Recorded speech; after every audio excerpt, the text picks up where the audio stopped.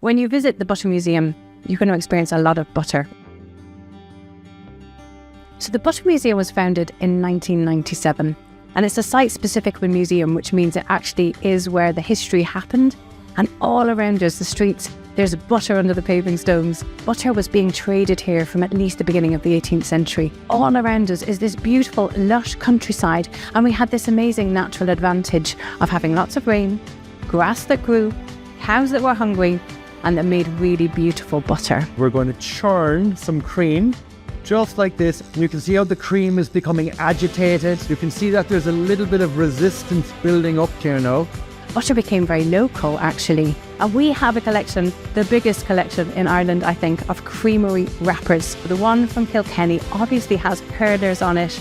Loads of them have beautiful Colleen Das milking her cow. Bugs go for the buttermilk. That's the problem.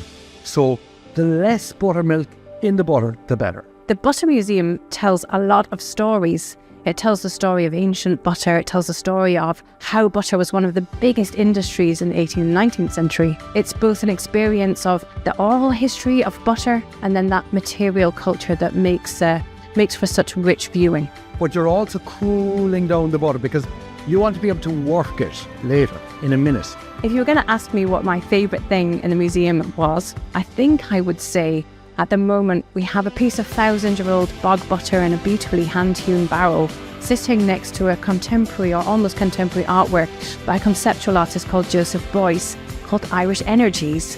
And it's a Borna pea briquette split in half and spread with butter.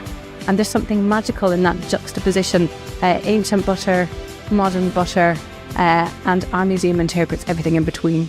See how lovely those bubbles are and how golden it is. That is a lovely bit of butter.